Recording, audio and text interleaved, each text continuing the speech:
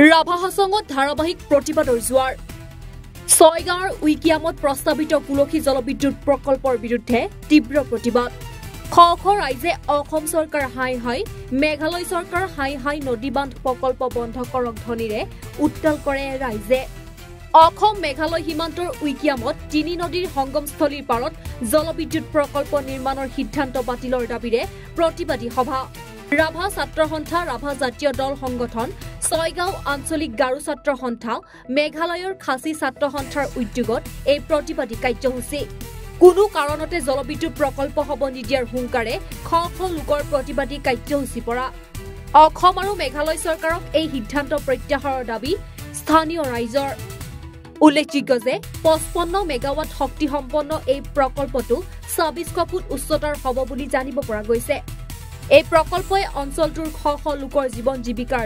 ভয়ংকৰ ভাবুকি কঢ়িয়াই আনিব বুলি শংকা প্ৰকাশ কৰিছে এই কুলসী জলবিদ্যুৎ প্ৰকল্প যি চেৰি নদী ঘাগা নদী আৰু দ্ৰো নদীৰ ত্ৰিবেণী সংগমস্থলী আৰু এই ত্ৰিবেণী সংগমস্থলীত যি বান নিৰ্মাণ কৰিবলৈ ওলাইছে আমি খবৰটো শুনি সঁচাকৈ হতভম্ব হৈছোঁ আমি আচৰিত হৈছোঁ আৰু ইয়াত যিখিনি কথা কোৱা হৈছে যে ইয়াত 62 মিটাৰ ওখ দেৱাল দি ইয়াত ডেম সাজিব আৰু এই ডেম সাজি তেখেতসকলে 10খন গাঁও স্থানান্তৰিত কৰিব কথাখিনি উল্লেখ কৰিছে গতিকে আমি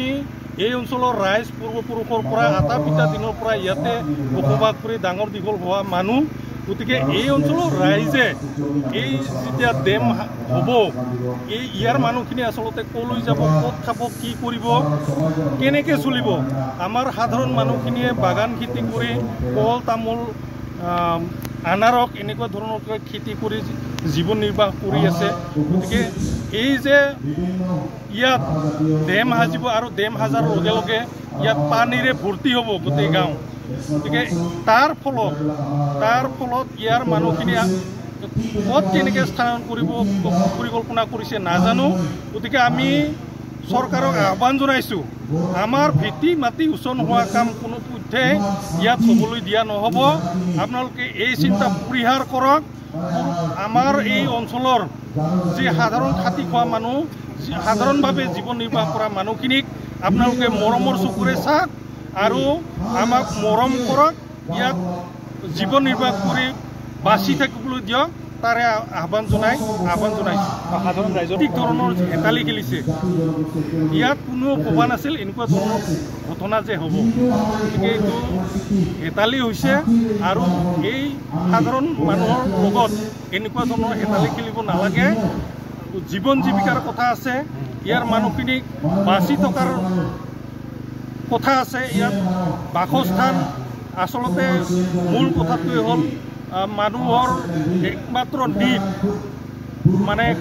অন্ন বস্ত্ৰ বাসস্থান আৰু সেইটোৱে যদি নাথাকে তেতিয়াহ'লে মানুহখিনি থাকা আৰু নাথাকা একেই এনেকুৱা ধৰণৰ কথা মই প্ৰথমতে এটা শব্দ কৈছোঁ যে আমাৰ চৰকাৰ বৰ্তমান চৰকাৰে এটা শব্দ সকলোকে কয় যে আমি ৰাইজৰ হিতৰ কথা আমি চিন্তা কৰোঁ ৰাইজৰ লগত আলোচনা কৰি আমি কাম কৰোঁ কিন্তু কি ৰাইজৰ লগত আলোচনা কৰিলে এটা সাধাৰণ এটা সৰু নদী এখন আমাৰ কলহী নদীখন এই কলহী নদীখনত বিভিন্ন জাতি জনগোষ্ঠী বসবাস কৰা এটা স্থল আৰু এই নদীখনতে প্ৰাকৃতিকভাৱে জৈৱ বৈচিত্ৰ্য এটা স্থল হয় আৰু ইয়াতে আটাইতকৈ ডাঙৰ কথা আমাৰ এছিয়াৰে বিৰল প্ৰজাতি সেয়া হৈছে গেঞ্জেটিক ডলফিন ইয়াত পোৱা যায় আপুনি ভাৰতবৰ্ষত আমাৰ অসমত ব্ৰহ্মপুত্ৰ নদী উপত্যকাৰ উপৰিও নদীখনৰ উপৰিও আমাৰ সোৱণশিৰি নদীৰ লগতে অকল কলহী নদীতে আমাৰ শিশু পোৱা যায় এয়া আমাৰ কাৰণে গৌৰৱৰ কথা আৰু এই গৌৰৱৰ কথা কি হ'ব আমি দুদিন পিছত যদি এই প্ৰজেক্ট আৰম্ভ কৰে এই জলবিদ্যুৎ প্ৰকল্প আৰম্ভ কৰে এয়া আমাৰ গৌৰৱ নহয় এয়া আমাৰ বেলেগ হৈহে যাব আৰু আমি অহা প্ৰজন্মক আমি ক'ব লাগিব কি ইয়াত এখন নদীহে আছে ইয়াত এখন কলহী বুলি এখন নদী আছিল কিন্তু তাৰ একো নাথাকিব চাঞ্চ গতিকে জৈৱ বৈচিত্ৰ্য ধ্বংস হৈ যাব এই ক্ষেত্ৰত আমি সদায় বিৰোধ কৰি যাম আৰু কৰি থাকিমেই এইখিনি ব্যুৰ ৰিপৰ্ট এনি ভাৰত 24